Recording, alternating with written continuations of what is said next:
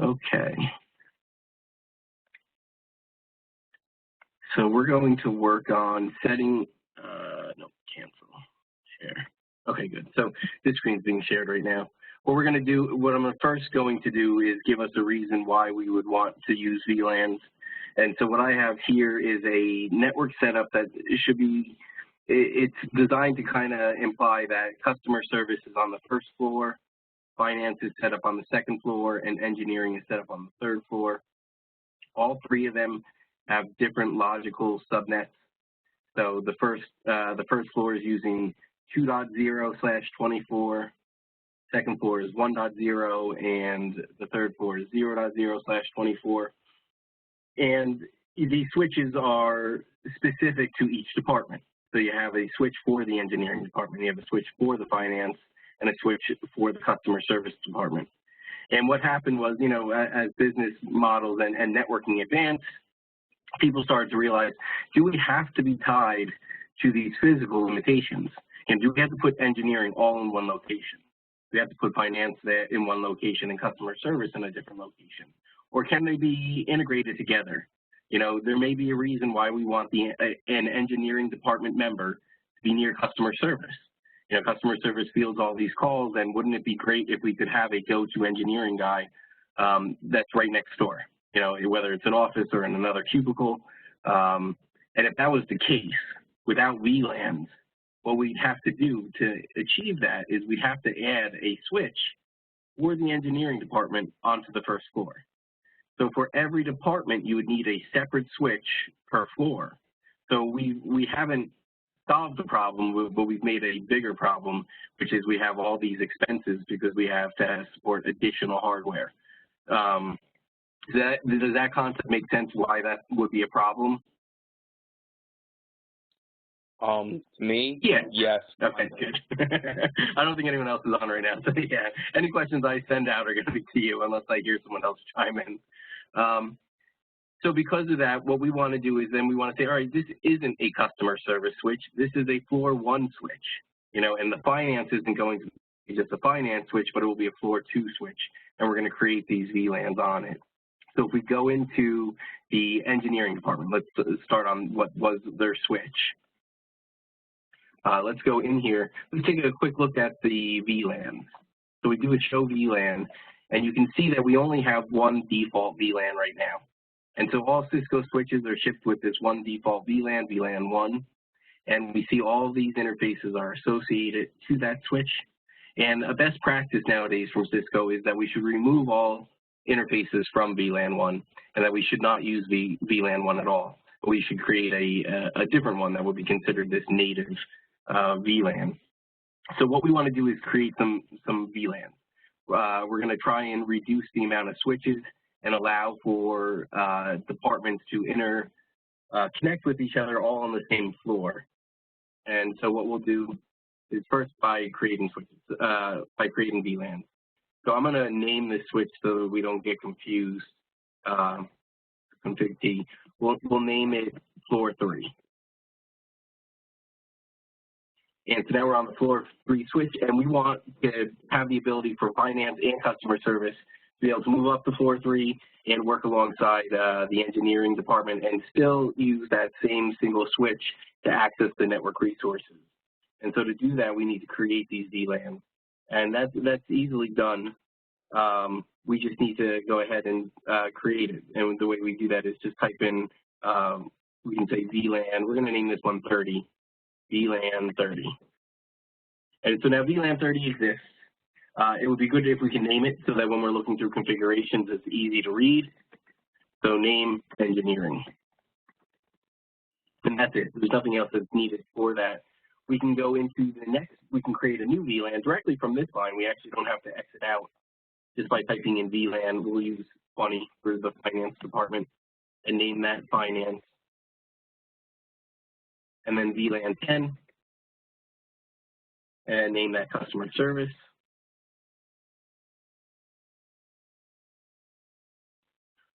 Finally, we had that VLAN 1 that we need to, you know, why does VLAN 1 exist? What is there a specific purpose to it? we should create this a fourth VLAN, and this one's going to be called management and native. We'll call it that. So I'm going to call that one VLAN 99. The number that we picked, we shouldn't come up with a standard where everyone picks the same exact numbers. Cisco right now is using the number 99. We use it to teach, but it should be any number that falls within the acceptable VLAN range. So I'm going to use VLAN 99, and I'll name this management and native. So I'm just going to put management native like that. Okay, so that's what it's called. When we create these, it's good to go back and look at our show VLAN and see what we have, what appears. So you can see that these VLANs now exist. The only thing is they're active, but they have no ports associated with them. And so what we want to do is associate them. So I'm going to associate, I'm just going to do 4 for each group. I'm going to do a range of 1 through 4 for the first one, and then 5 through 8, and then 9 through 12. And all the remaining ones I'm going to associate to the management and native VLAN. So we do that by doing a range function that is going to control all of our interfaces. And so the command for that is interface range, and then we identify the ports that we want this range to be. So FA0/1. Oh, I got a question here. This is packet tracer 6.2. Any of the 6 or above, you'll see exactly this stuff. So interface, oh, what lab? Oh, this is my lab. There is no specific lab number on this. I created this as an example.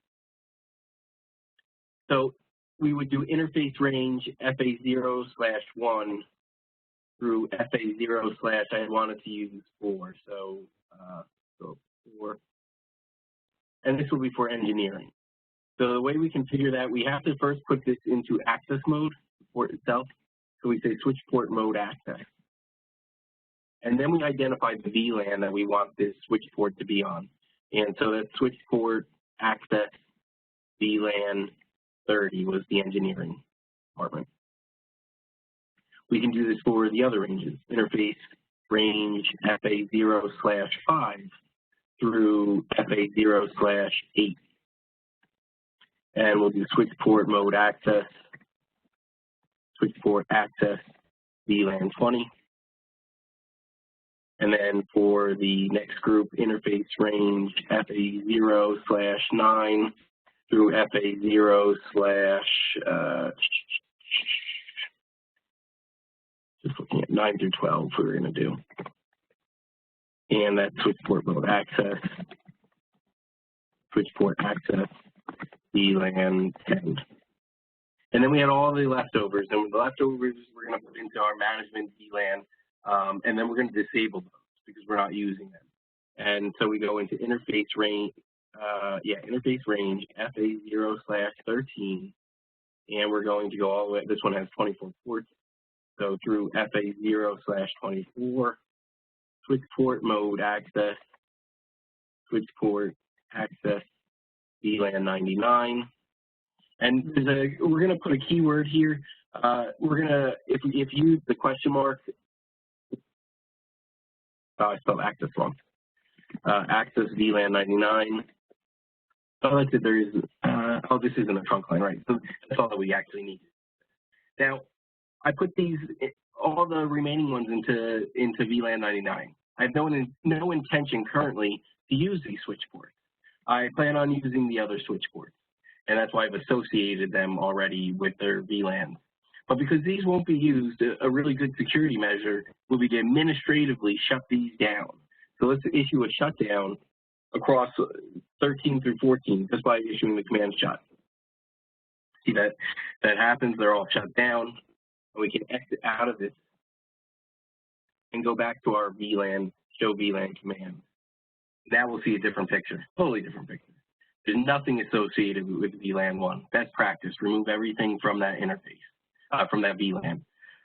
And then you see that we've got 4 ports associated per VLAN 10, 20, and 30, and the remainders were sent to 99, and they are all considered shut off.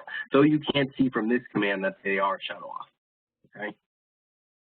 You could see that through a show int command or you could do that through your show run command if you wanted to. If we look at show run, we'll see that those ports are administratively shut down. You can see that in this screen now. Third line down from each interface is a shutdown command. So those are all shut off. That's how you create them. But let's understand some of the difficulties, so what are the issues that arise? Well, all these PCs have, they're already all configured. So for example, I can go ahead and ping, I should be able to ping, let's say like CS1 to F1. Now, I haven't pinged yet today, so this may fail the first time through. It failed. Let's try it again. I believe I have this all set up. I do. Yeah, see, so you can see that customer service can ping finance 1. Okay, there's no issue here. We have routing set up on this router. And let's see if,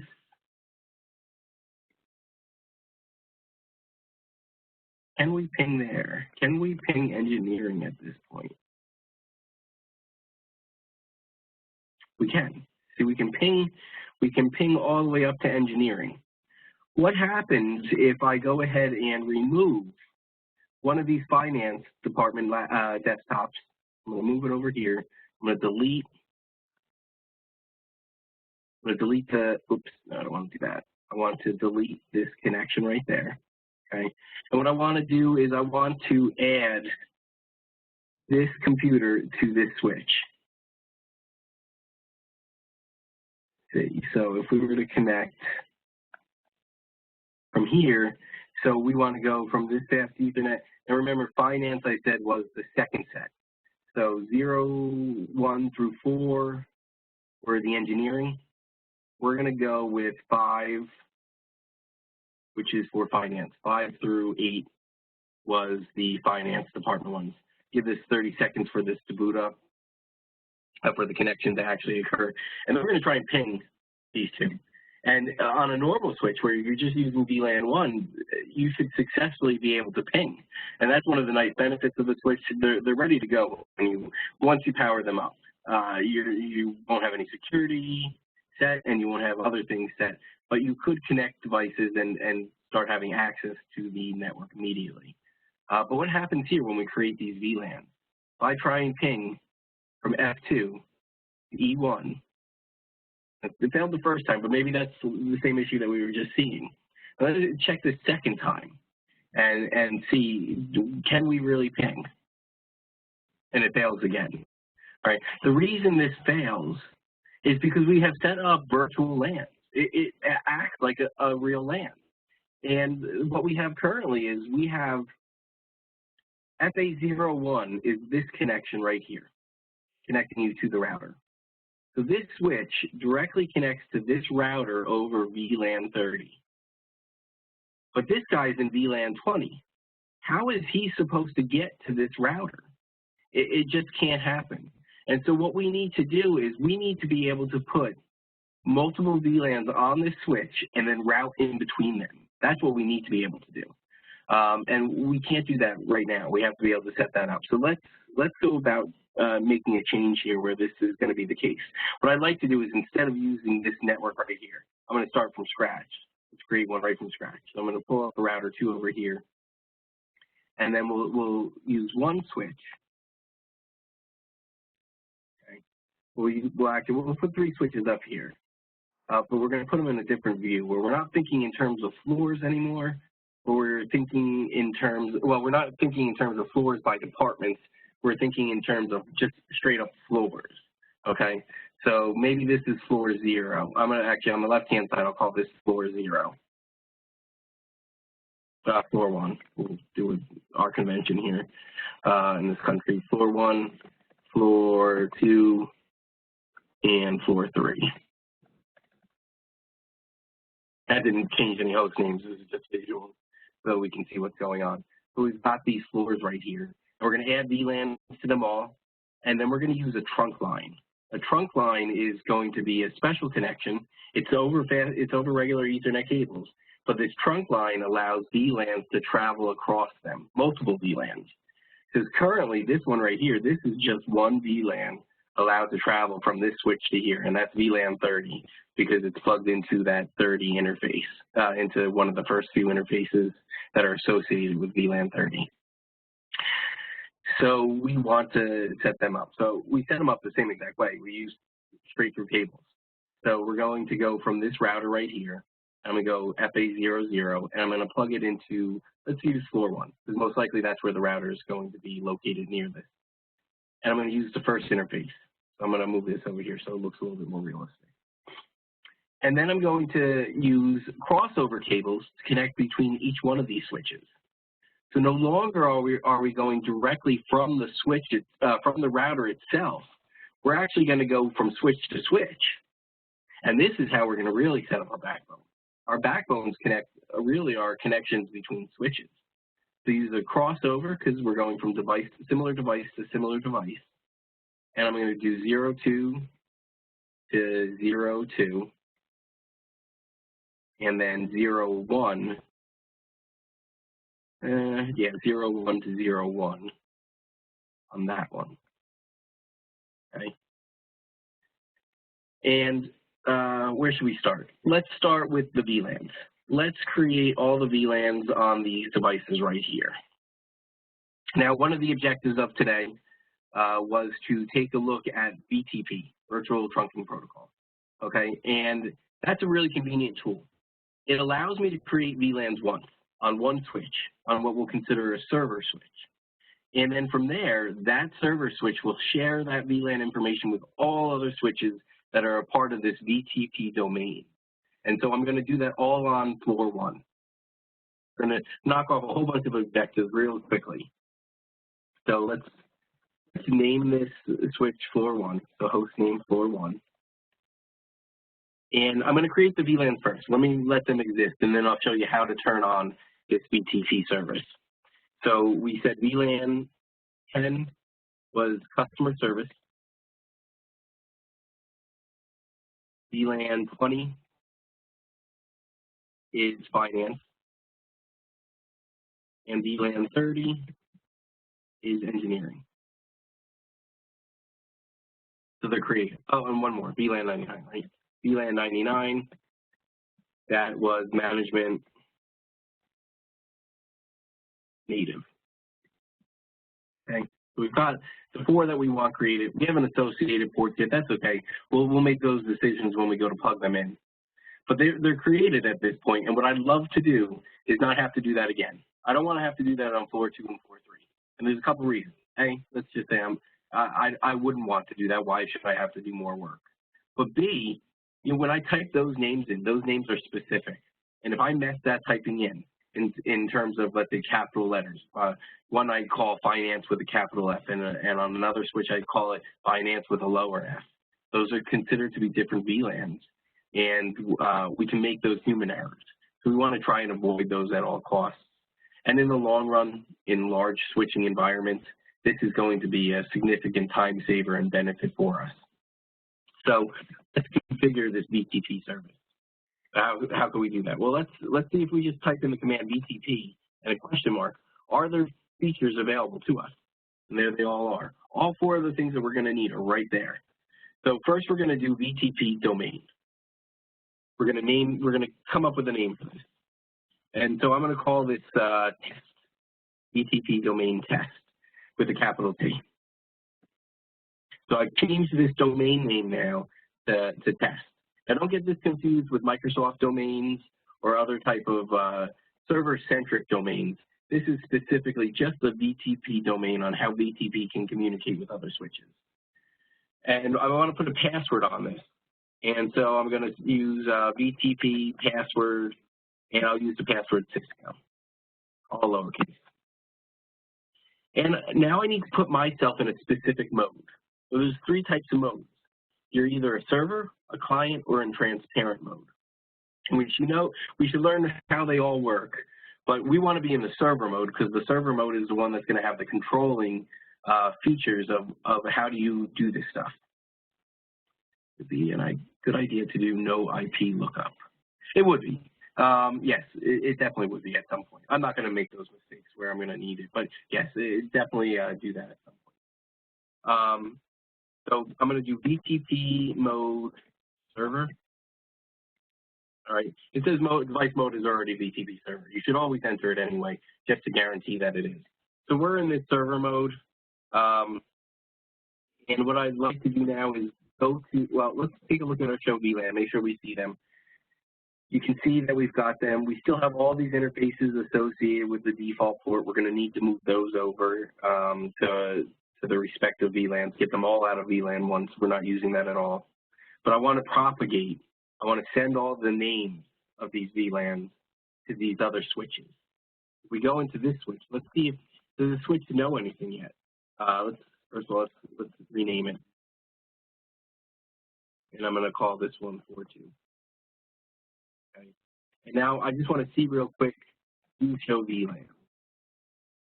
Here's a little trick. I'm pretty sure we haven't done this in class. If you're at a different level, so the show VLAN command happens outside of the configuration level. But I'm lazy. I don't want to go outside of the configuration level. If I use the command do before that, we'll actually be able to issue most of the commands that we'd like to from a level that you shouldn't be able to normally. All right, so when I did issue this, take a look. We don't have those VLANs here, right? Because we haven't set them up. But I don't want to type them in. So what I'm going to do is I'm going to configure VTP on this device. And if I configure it correctly, everything's going to work out fine. So what I'm going to do is I'm going to say VTP. I'm going to first move my mode. I don't want to be server mode, okay? Because if I'm server mode, I can start overriding some of the changes from the previous switch. We don't want that to happen. So I want to do VTP mode client. Now I'm in client mode. And then I'm going to add myself to the domain. I'm going to add the domain password. And we're going to see the VLANs automatically appear in our on this switch now. So we do VTP domain, and that was capital T, lowercase est for test. And then the password was Cisco. So VTP password Cisco. And so now I'm going to exit out of this, and we'll do a show VLAN. See how long? Oh yeah, it's not up yet. Yep. So I made a little error here. This isn't up. This information travels over trunk lines, and that we should have done the trunk line piece first. So let's do that. So I've got it all set up. It's actually ready for this. Since we've done this, let's just go ahead and configure it on 4.3 as well. And then we'll set up the trunk lines, and then we'll see the changes happen. So config T, and this is going to be host name 4.3. And let's do VTP mode client, VTP domain test, VTP password, all lowercase Cisco. Okay, so it's ready and waiting, but we've got to make a change now. So let's set up a trunk line. So we haven't seen this yet, and I did mention it though. A trunk line is a special configuration that allows all VLANs to travel over a switch port. So we can send it over, we can send it through one actual port. So your switch ports are either access ports or trunk ports. And so we're going to set this as a trunk port. And then this VTP information will be able to go from switch to switch to switch. So let's take a look. How do we do this? So we're on floor 1. Recall that I used FA02 to connect this switch to floor 2. Okay, I used FA02. So that's the switch port that needs to become a trunk port, because that's the one that allows me to bridge the two together. So we go into that port.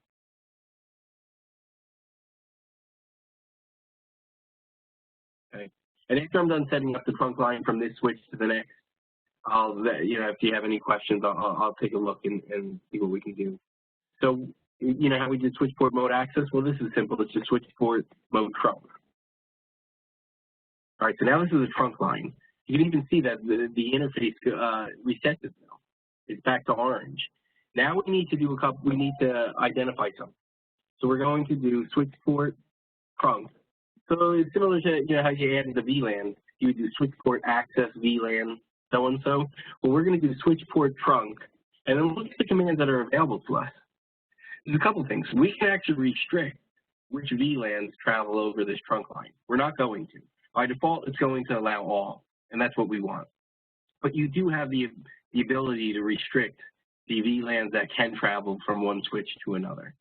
But what we want to do is set this native VLAN. And the native VLAN is important. It's a concept that's a little bit difficult to understand at times, but the simplest way to think of it is there is data that a switch generates and needs to be able to send from one switch to another. So this is not end user data that's traveling across the network, but the actual functioning data of your switch itself. It needs to be able to communicate and share this information with other switches it's connected to. Those switches happen to not, that data happens to not be associated with a specific VLAN. It's just switch data. And so we consider this a native VLAN. It's a VLAN that everything just automatically falls into. And so we need to identify that. And that's where our management and native VLAN comes into play. So we're going to use the command switch port trunk native. And all we've got to do is identify what that native VLAN number should be. And so for us, that's 99. So switch port trunk native 99. This is really important. Oops. Wrong. VLAN 99. There we go. Sorry. You need the VLAN command. This is really important. And the reason is because there's a lot of students who make this mistake. You get the switch port trunk part and you hit enter and it works. You need the VLAN 99. You need that native command. And sometimes because of a misunderstanding of what the native actually means or the fact that you really do need it, a lot of students end up forgetting it. This is a critical command to be aware of, all right, that you have switch port trunk native VLAN 99. Without it, certain things will work and certain things won't work. And I got to tell you, troubleshooting it can drive you crazy because it won't make sense. This works, but this doesn't work. And it will be it'll be tough to troubleshoot. The next thing you want to notice is notice this native VLAN mismatch. By default, the native VLAN is VLAN 1. That's what they're told to think, all these switches. And so floor 2 thinks that right now, and we're connected to it, and we have to tell floor 2 about this native VLAN change. So that's what we're going to do. Go into floor 2, do the same exact thing. Recall that FA0/2 on this switch right here, that's the interface that connects us to floor 1. So that's the interface we need to configure. So we go into config T and do interface FA0/2, switch port mode trunk, switch port trunk native VLAN 99. All right, and now those native mismatch commands will end on the other device on floor 1. It won't pop up anymore. There's no more mismatch. Okay. Let's take a quick look. I wonder if we can see the VLANs now on floor 2. Show VLAN. There they are. So once we put that trunk line up and we redirected the native data to travel over VLAN 99, our new management native VLAN, we see that this this VLAN information has now been shared to the client VTP server, VTP device, this switch. Now, it won't be over here yet because we haven't set up trunking between these two. And so that's what we need to do now. We'll go back into floor 2. Now, I use FA01 for both of these interfaces to connect floor 2 to floor 3. So let's go on to back into, now we want to go into interface FA0/1 in command, switch port mode trunk, switch port trunk native VLAN 99. We're going to get some mismatch commands because there's a mismatch between these guys. And so we want to go into interface FA0/1, switch port mode trunk, switch port trunk native VLAN 99. And do show VLAN. And you can already see that floor 3 is now aware of the existence of these VLANs as well. So, what is the benefit of some of the additional benefits of VTP? Well, watch. If I go into floor 1 and I want to create a new VLAN, just for testing purposes, VLAN test. You know, I want to use the same name as domain. VLAN example. Sorry, I'm using, it's got to be a number. VLAN 50 name example. Okay, that's created now. If I go on to floor 3, does floor 3 know about this? And it does. See the benefit to this? You know, you take the time into creating these trunk lines and using BTP, and now it's really easy to manage this from one specific switch, from your server switch. That's a really nice little feature that we've got going on here.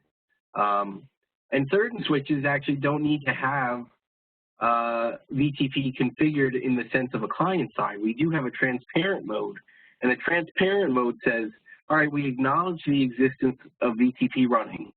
And if I get any and if I'm that switch and I'm set as transparent, if I get any VTP data, I'm willing to pass it on to any other switches I'm connected to, but I just am not going to listen to the VLAN information.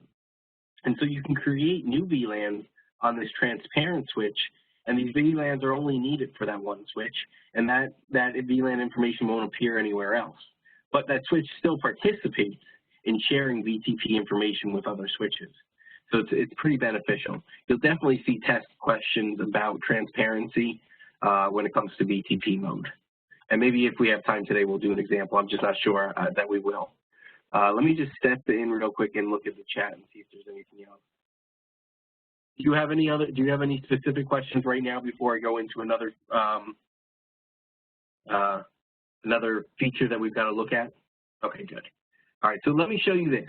I'd like to now move some of these pieces. I want to move these guys over to here.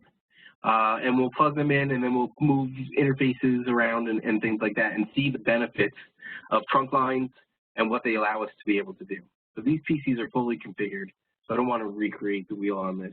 It'll take too many seconds and I don't want to waste. So I'm going to put E1 here. Ah, Nicole just joined the meeting. Welcome, Nicole. I'm going to put E2 on floor 2. Put finance all up on floor 3. And finance deals a lot with customer service as well if it's a billing issue. So what I'm going to do is I'm going to put a customer service rep on floor 3 as well. And then I'm going to put a customer service rep here on floor 2. So engineering may be they're the only people on that floor. And now I need to configure, connect these devices. So E1 is going to connect to the lower half. So we'll do the first available 3. And I'm going to do the same thing with E2. E2 will connect to 3. But then customer service devices will go into the 8 through 12 range. Okay, the 8 through 12 range. So I'll put it on 9. And then finance is going to go in the 13 through 18 range. So let's do that one right there. Finance again is going to connect with, we'll do 15. And then customer service was connecting in the middle range. So in the 5 through 8, so I'll use 7. I don't need to know the specific ones. I'm going to do ranges. So none of those VLANs are actually associated with ports yet, so we do need to do that. So let's go into 4.1 and we'll configure this. We're going to use the range commands again.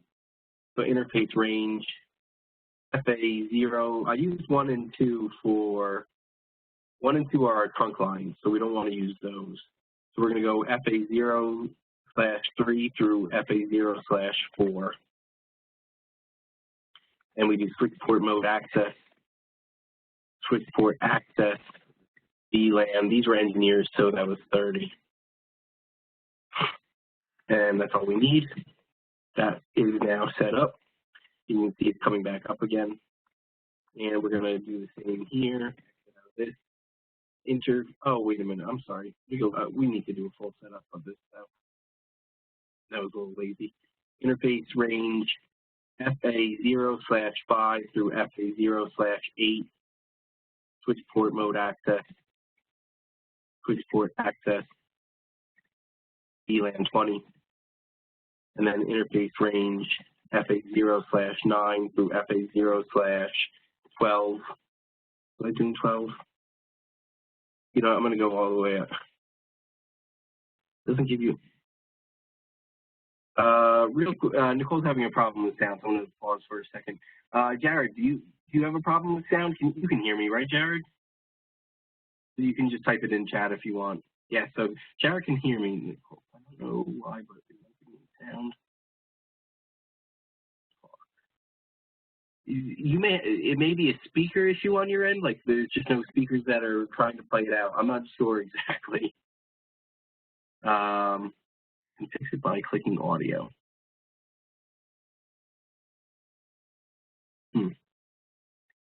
Here, let me. I'm going to pause the recording real quick, just so we can trouble. Okay, so all right, so we're adding interface range FA09 through FA0. I'm going to just go all the way up to 20. I don't miss anything by mistake. And I'm going to add this to access mode and then VLAN 10. So that's been added. And then the last step was the management native. So interface range FA0/21 through FA0/24. Remote access. VLAN 99. All right. And on the VLAN 99, I do a shutdown so that those aren't going to be used. And if we exit out of all of this, we can do a show VLAN and see that those everything except for FA01 has been, all right, yeah. FA01, we're going to deal with that one later because that's going to be our switch to router connection. So everything else is appropriately listed elsewhere. And we need to do this for all the other switches as well. So this takes a little bit of time. Interface range FA0/3, FA0/4, switch port mode access.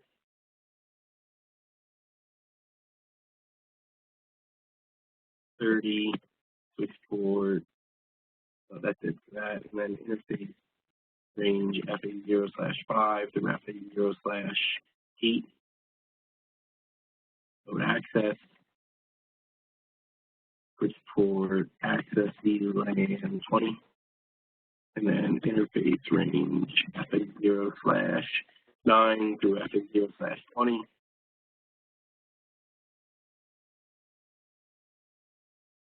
Yeah, 10. And then the final one, interface range FA0/21 through 24. And that's VLAN 99.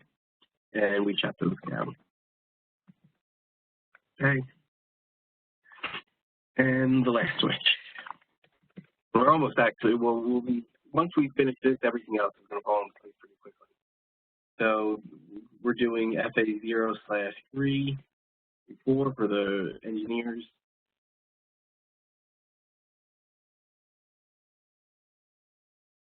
That's 30. And then 5 through 8. Range.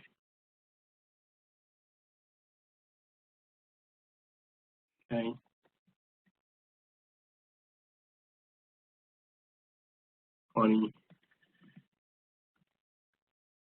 Range FA0/9 through 20. No, I guess 9 through, yeah, through 20. Okay.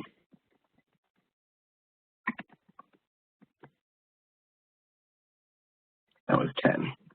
And then the last one.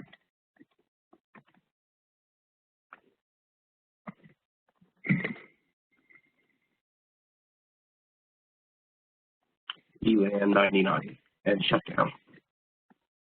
So if I did this correct and if I have everything plugged in correctly, things should work. Certain things should work. So what should work? Well, if this is all set up correctly, my engineers should be able to ping each other.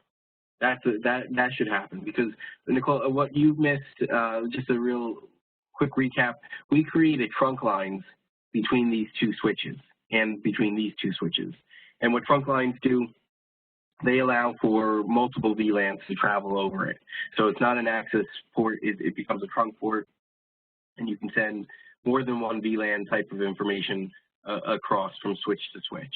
So that would mean, because the engineers are all part of the same VLAN, they just happen to be on two different switches or on two different floors, so they should still be able to communicate with each other and not even have to go through a router. So if we ping, good, perfect, it's successful. Let's confirm that customer service can do the same with its other customer service member. Failed. That may be a bad switch. I may have plugged it into an incorrect switch port. Definitely. So let's troubleshoot that. So what did I plug this guy into? Unfortunately, in the real world, this pop-up won't happen, but it's a great little pop-up.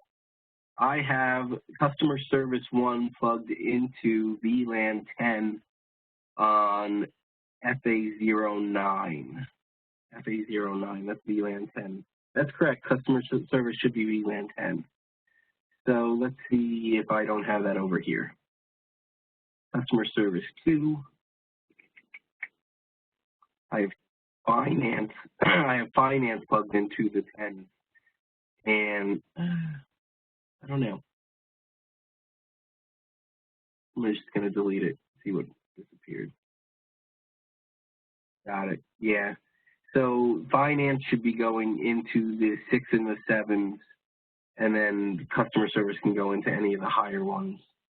6 and the 7s. Yeah. Okay. I'm going to delete those connections. So customer service is a VLAN 10, which is anything that was above 12. So 15 would work, and less than 21. And then finance was from 5 through 8. So we'll do 6, 7. Hopefully CS2 will come up quickly, and then we can ping from CS1 to CS2. So these are great, these are good opportunities to test your config by doing these little test scenarios in between. You don't want to wait to the very end, because who knows where the problem is. I was able to easily troubleshoot this because I knew exactly what step I was currently working on. So now that CS2 is up, I should be able to ping these two. Yeah, and I can. So CS1, the data travels up here. It then jumps onto a trunk line and crosses over to the switch, and then goes down to CS2, which is all part of VLAN 10. Now we should see that these two can ping each other, that they're on the same VLAN, and they can. Now what can't we do still? So we still can't ping in between departments. That can't happen. I cannot ping, even though I'm on the same switch, E2 cannot ping CS1. It will fail. They're on different VLANs. VLANs, I mean, they're LANs. They just happen to be virtual ones. So they're not a physical LAN, they're a virtual LAN. And so they follow the same exact rules as what a physical LAN would be. And think about this. You don't have to answer out loud, but just think about the logic behind this. What does it say about LANs? What do we need to connect LANs together? For one LAN to connect with another LAN, a remote LAN, you need a router. Okay, a router is what bridges together all of these LANs that allows for this type of communication. And so for all these different networks to communicate with each other, we're going to need to set up a router. But we're going to do it this way. Instead of over here, we have 3 separate connections coming into this router. We're going to have one direct connection. And what we'll do is we'll configure this line right here, this red one, as a trunk line.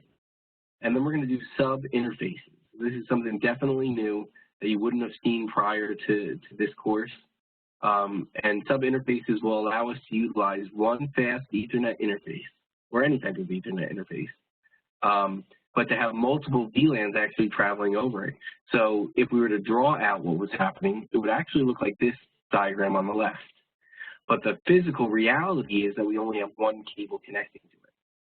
So the first thing I want to do is I want to make sure that the interface from the switch to the router is a trunk port. And I know it's not because I haven't set that up yet. So I need to do that. So I will go into here and do interface FA01, switch port mode trunk, and then switch port trunk native VLAN 99. That's all you got to do on the switch. Easily done. Now I need to go into the router and configure this. So I got to put IP addresses, all of that stuff on here. So I'm going to go over to command line. Imagine that we put all the security stuff on here. Host name, we'll leave it as router because we only have this one router. We need to set up the interfaces. So we've got to do sub interfaces. This is a convention that I'm going to show you. It's very logical. This is why everyone does it. It's not needed. You do not have to do it this way. But it would make no sense to do it any other way. I go into interface FA0/1. That's the, 0/0. This is a router. That's the physical interface of that cable from the switch. And let me move this over so you can see it. This switch right here connects to FA00 on that router. But a sub interface is a logical virtual interface. And I'm going to use my VLAN numbers to identify it. So FA0/0.10. And that, what this is I'm going to now go in here and I'm going to configure VLAN 10 on this sub interface. That .10 does not have to be .10. It could have been .55, .30. It doesn't matter. But what we usually do is we choose the number of the VLAN because how else are you going to remember what your sub interface number was? It's the easiest way of remembering it. Okay. Now the next thing I need to do, if we look at our commands here, see this encapsulation. Well, trunking uses a specific protocol, and in the past there was more than one. There was two. There was one called Cisco ISL, and the other one is called it's .1Q. .1Q is what we call it, and it's an 802 protocol. Well, Cisco ISL basically isn't used anymore. The .1Q is the protocol that everyone uses for trunk lines. And so we need to set that on this router, though, because the router has the ability to do more than one type of protocol, and we need to identify it. So we go encapsulation, and then it's just the command. You can see, actually, look, on these new routers, you don't even have the ISL option anymore, so you have to do .1Q. So it's encapsulation .1Q. Hit enter. Oops, .1Q native. Nope. All right, my bad. Encapsulation .1Q, and now the VLAN number. So VLAN 10. There we go. That's how you configure this to be specific to VLAN 10. This part is where the 10 really matters. The dot part up here, it doesn't, but it wouldn't make much sense to use any other number. Okay. So this is now a virtual LAN interface for VLAN 10, and so we can put an IP address on it just like you normally would for a router. So IP address. From the previous example, I used 2.0 for customer service, which is our VLAN 10. So I'll do the same here if Packet Tracer allows me. 192.168.2.1.0/24. Yep, it does. It allows me. Great. No shut. And now you've got that IP address on there. Notice this interface did not go green. That's important. We want to keep that in mind. We'll see something in a little bit. Now we want to configure the next virtual interface, and so, or the next sub interface. And we do that by saying interface FA0/0.20. So we're going to configure VLAN 20. Encapsulation .1Q VLAN 20. Okay. We put an IP address on this, 192.168. This was 1.1 for the 20 network. /24 and a no shut. And then we have two more we need to do. Interface FA0/0.30, encapsulation.1Q, and then 30. IP address 192.168.0.1. Okay. Shut. I just do no shut. It's just a habit. You should just always. It's just a habit to always do. And then the final one. We don't want to forget our management and native one. So we go into interface FA0/0.99 and do encapsulation .1Q 99 And here, I put a little question mark, space and a question mark after 99. Notice we do have this native command. And so I want to let the router know that this is a native VLAN. Remember, native VLANs, they share information that aren't necessarily associated with other VLANs. And so we need to have this catch-all VLAN. And so now that's configured. We do a no shot. No, I need an IP address. IP address. We haven't come up with one for this one, so I'm going to use 99. Should have probably done that for the others as well. No shot. Okay. Everything's configured. Yet the interface between the router and the switch is still physically off. You can see that with the red lights. So how do we turn this on? Well, we do have to go, so normally in the past you went into interface FA00, right? You didn't do sub-interfaces. Well, now we do sub-interfaces, configure IP addresses and encapsulation and VLAN info. But we still need to go into the physical interface itself to turn it on. So we can go into interface FA0/0 and do a no shut. That's all that you do. You don't put on any IP addresses in this interface anymore. When you use sub-interfaces, that is the only place you're going to put IP addresses. At the physical upper level interface, you'll only be turning it on and off. So we issue no shut. You see that the connections all go up. It's not just one, there's 4. We have 4 VLANs that have come up now, these 4 sub-interfaces. We get exit out of all of this.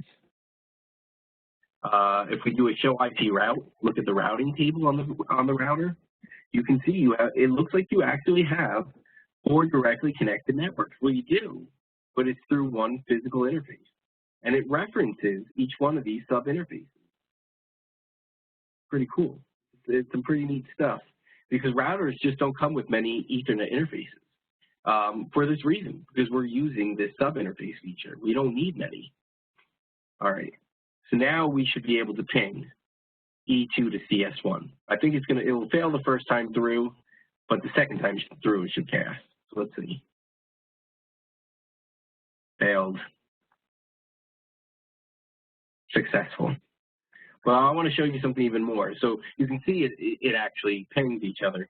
But before I show you this, think in your head, what was the path that E2 took, the data that left E2? How did it get to CS1? Because that's where you're going to either really understand what's going on or you need a little bit more information. Hold on a second. If you have any questions, this would be a great time. I need to reply to my Don't go getting in trouble. I know. She just asked, she sent me like 3 texts in a row. Are you there? And I'm not responding.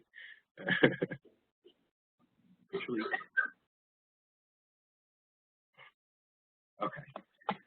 All right. So thinking about the path that data from E2 took to CS1, we can physically see this in simulation mode. So I'm going to edit these filters. Doesn't it go up through the 2 switches into the router and back down? That's exactly what happened. Well, let's see here. Show none.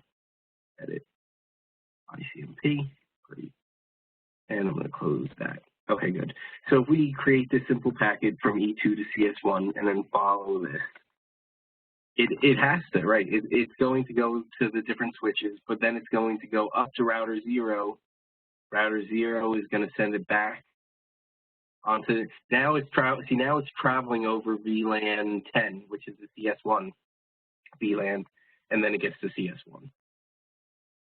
So that's why we need this router, and this is where this is Inter-VLAN routing. That's the terminology that the POC will use, and let me label this. The process of setting up this trunk line and sub-interfaces is what we refer to as Inter-VLAN routing, because we need to be able to do that. So you can set up VLANs across multiple floors, but if you want those VLANs to actually be able to communicate with each other, we still do need a router to allow them to happen. Now, there was one other little piece of information. I don't want to leave this out just because we've done half the work to set it up anyway. That native and management piece. So I tried to explain the native piece in the sense that switches share information between each other. It's non-end user information. So things like spanning tree protocol stuff like that. These protocols operate outside of VLAN, and so they travel over a native VLAN. And so trunk lines need to know what that native VLAN is. And so we told the trunk lines what they were. We said that we're going to use 99 for that native. But I also put the word management on there because we can use it for a second reason. I want to be able to manage these switches. What if I'm this engineer right here and I want to be able to telnet or SSH into one of these switches remotely? How can I do that? I'm not on the actual, the switch doesn't have an IP address yet. Well, let me give it one. And I'm going to put it into the range that falls within that native. So the native range was 192.168.99.0/24. I used .1 for the default gateway, but I'm going to give these switches .2, .3, and .4. So if we go into config P, this time we want to assign an IP address to a VLAN. So I go into interface VLAN 99 because that's the management VLAN, right? And I'm going to put in IP address 192.168.99.2, and that's it. I don't need to do a no-shut. I can, it won't hurt, but you can. The interface VLAN is a virtual interface, so any virtual interfaces on any Cisco device, they automatically come up when you go enter them. So that's up. You cannot put more than one IP address on this switch. If you go into another VLAN and try and put an IP address on it, it will shut this one off. You can only have one on it. So it's a mistake that happens often. It's a trial by error thing. I used to do it all the time when I was first learning, but you learn pretty quickly. You can't have more than one IP address on it. I'm going to do the same thing over here.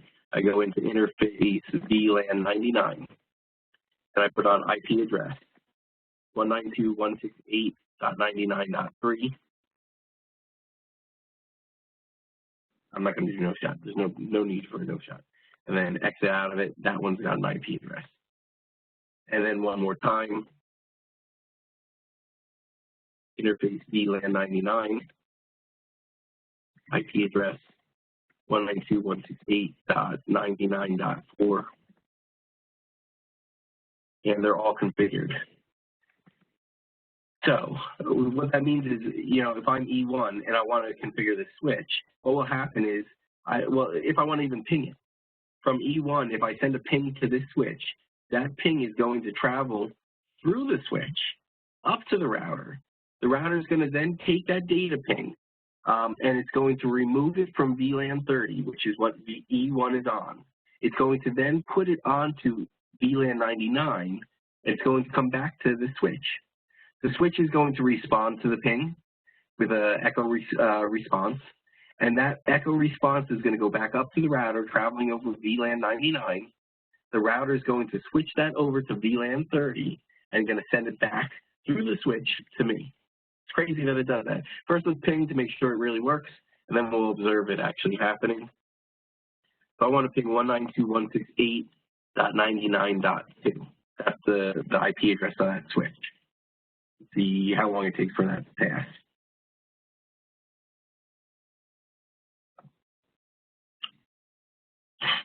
I hope it works. I don't know why it's not working right now. Come on. Jack Skellington Cup. That is. That's amazing. Oh no, it's not working. Let's see what happens. All right, we're going to observe this. You and you. All right, and I'm going to close this so I don't have to see that. All right, forward. Gets up to the switch. Switch sends it up there. That's good. That guy goes back. It's failing there. This may be a packet tracer issue more than anything else. Strange. Let's see. Oh, yeah, no. This is a Jim Johnson issue. This is not a packet tracer issue. What didn't I set? What does every computer wants to leave its network? What does it need? Open-ended question for any of you. A default gateway. Need a default gateway. I never set a default gateway on any of these switches. And that's where it's failing at, because it doesn't know how to send back its response. This is Good going. good answer. Here's I don't understand this, and Cisco, maybe I'm wrong thinking that it's that they've set it up incorrectly. The default gateway command is not set within the VLAN, the interface VLAN 99.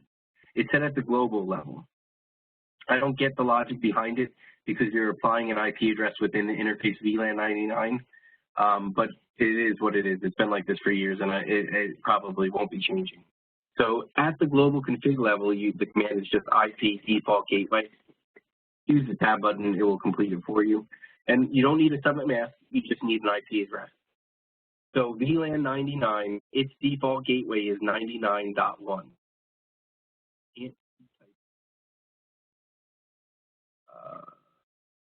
Sorry, hold on, I got a question here. Let me see. I didn't understand it. Oh, yeah, you know what? The do probably would work. I haven't tried that, but it probably would work. All right, so IP default gateway 192.168.99.1. I'll try it on the next switch. All right, that's set. That will work now. You can do it, and I'm going to do a copy one. Sorry, in case you lost the tower. Okay. Over here, let's try the do command here. So let's go into interface VLAN 99, and the do command. So do IP default gateway. Tab button doesn't help though. It doesn't work when you're using the command. 192.168.99.1. Nah. See, sometimes it works, sometimes it doesn't. In this case, it won't. That's a good question though. 168.99.1. And finally, on this switch here, big T, IP default gateway 192.168.99.1. Now they're all set. And so now we should see some success. So if we, let me switch real quick to real-time mode, make sure that the switches all catch up with each other. And I'm going to switch back to simulation now. Okay, now we should be able to ping from E1 to the switch. E1 to the switch, we should see it go up through the router, up to the router. Now the router puts this onto VLAN 99 and sends it back over the trunk line, gets to the switch responds. This is just now this buffer stuff, I don't even understand. There's not even a lot of events going on here. I think we're gonna have to just test it by opening this dialog up. All right, we believe this, and this is fine because in the real world we don't have simulation mode anyway. So you can see that that successfully pings. I can ping the other routers as well, the other switches as well. 3.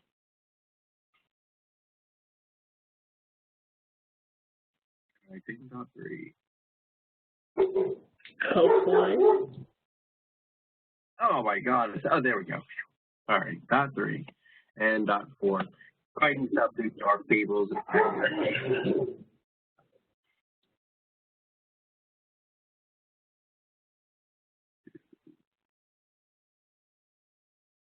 There we go. All right. So now we can work on all that stuff. Now, had I set telnet passwords or set up SSH, I'd actually be able to telnet or SSH into those switches from E1, or from any of these devices, really. So, yeah. That's all the objectives that I have for today. We went over why do we want VLAN, and we looked at this piece up here, where we separated departments by floors. But then we said, wouldn't it be nice if an engineering person could be near customer service? And if we wanted that, without VLANs, we'd have to add a separate switch, and that would become very expensive. And our routers just can't support that many switch interfaces, the fast Ethernet interfaces. So we ended up creating VLANs, and then we wanted them to be able to communicate with each other. And the way we do that is with the trunk line from a router to a switch. So these are all trunk lines to allow VLANs to communicate with similar VLANs. But this trunk line to the router and then with the sub interfaces allows for the actual VLANs to communicate with other VLANs. So you put all those pieces together and this works out. And the other piece, I think, Nicole, you came in late, you didn't see this part, was that we set up VTP. We set up VTP on this switch. And if you were to look at it, if we do a show run, you'll see, where are we? VTP does not visually, VTP configuration is not an actual thing that visually appears within our running config. But we can take a look at show VTP status.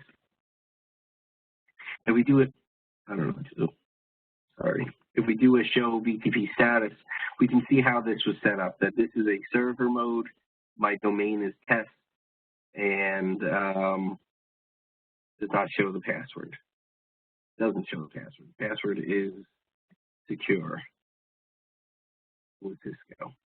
Okay. But you can rewatch this and you'll see how that was set up. It was set up nice and easily.